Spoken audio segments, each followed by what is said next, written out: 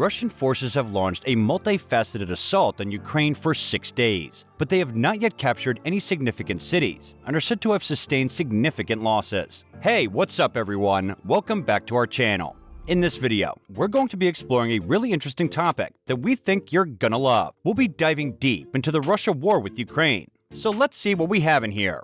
While Ukrainian President Volodymyr Zelensky engages in a fierce, widespread resistance, Russia has been diplomatically marginalized. So what took place? 5 reasons why the invasion isn't going as well as the Kremlin presumably anticipated are highlighted by national security experts. Number 1. Putin essentially kept his real intentions hidden from everyone, not even his generals. Hints that Russian President Vladimir Putin kept his real strategy for Ukraine secret have been circulating on social media.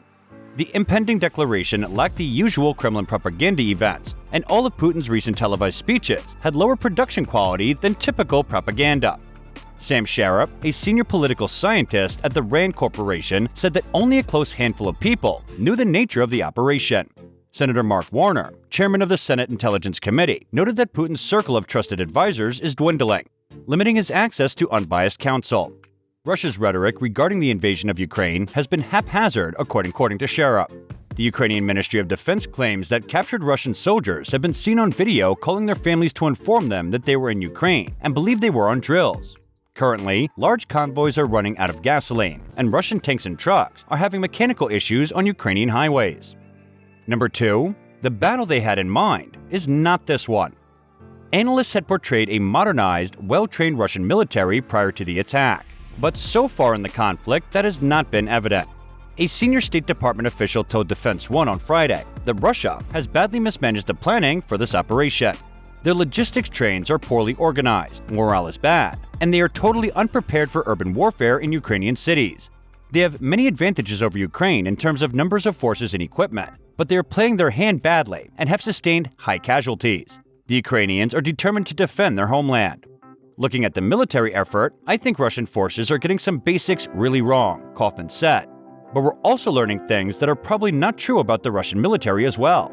They're not really fighting the way they train and organize for a major conventional war. Sharap concurred. This is not how they train to fight. This is not a combined arms maneuver operation, he declared. Russia hasn't used its cyber and electronic warfare powers all that much so far. Warner expressed his astonishment that the Russian government had not already taken action to block internet access in Ukraine. So far, I've been pleasantly surprised, he declared. Russian forces may be using local networks for their own correspondence, according to Dmitry Alperovic, co-founder of the cybersecurity firm CrowdStrike and director of the Silverado Policy Accelerator, who spoke to Defense One.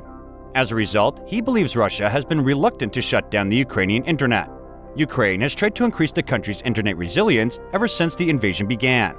According to CNN's Kayleigh Atwood, the US maintains secure satellite communication with the Zelensky administration. Additionally, some Ukrainians can maintain contact thanks to SpaceX's Starlink transceivers. According to US sources, Russia has also limited the use of communications jamming and electronic warfare tools. When Russia invaded Crimea in 2014, they coordinated well, jammed cell phones, and kept almost complete radio silence. The senior defense official stated, "We have not seen what we believe the full scope of their electronic warfare capabilities brought to bear. I cannot give an assessment of why that may be. We do have indications that in some places, they have used EW to their advantage, particularly in jamming at a local level." Number 3. They became overconfident. If you look at how they launched their attacks, they clearly expected that to happen through a quick and pretty bloodless campaign, Cohen told on Tuesday. According to Rajan Menon, head of the Grand Strategy Program at Defense Priorities and senior research associate at the Saltzman Institute of War and Peace Studies at Columbia University, history provides numerous instances of what happens when an isolated leader initiates an invasion. There's a lot of evidence based on studies of war that initiators expect a very quick victory and have a rather low opinion of their adversary, Menon added. And that is in a closed decision-making circle like Putin's. Some of you may have seen that bizarre meeting he had with the National Security Council, where he was seated at the table, and they were seated there like schoolboys. They were all to the podium and made these rambling remarks, each trying to outbid the other, and Sergei Naryshkin, the SVR or Russian Foreign Intelligence boss, was scolded, was trembling like a schoolboy. The whole thing was just bizarre.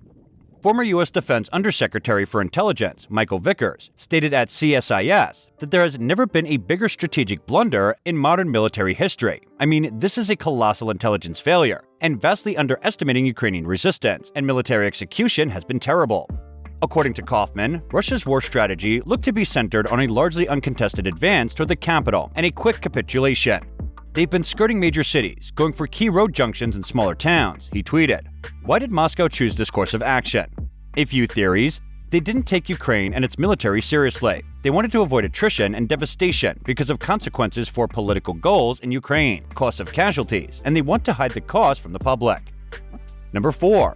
They have not used all of their air force. A top defense official told Pentagon reporters on Tuesday that Russia has not fully utilized its air power in Ukraine and that the country is still capable of conducting its own air operations and launching air defense capabilities. There's a certain risk-averse behavior. They are not necessarily willing to take high risks with their own aircraft and their own pilots, the official said of their tendency to be risk-averse. My assumption was that there was going to be a significant depression among enemy air defense, or SEAD, suppression of enemy air defenses operations. They call it in the very initial stage, and it was kind of half-hearted, Sharp said.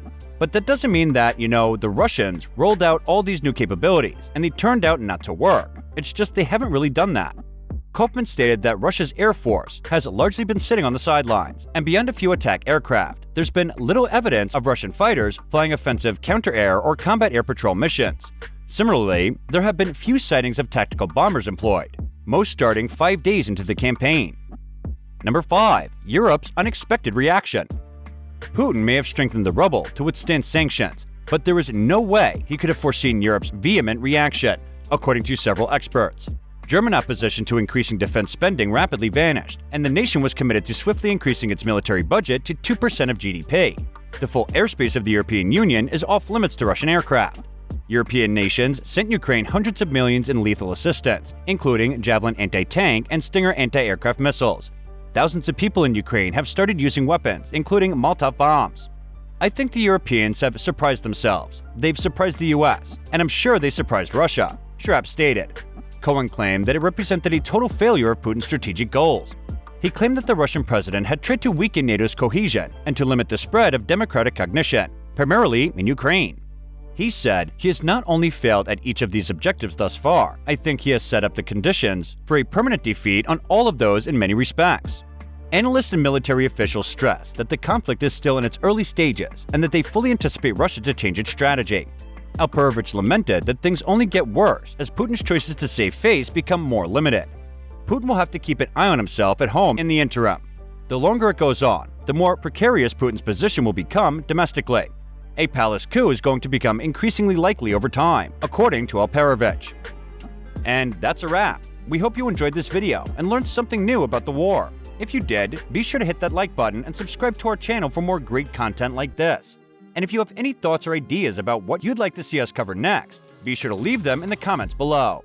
Thanks for tuning in, and we'll see you in the next video.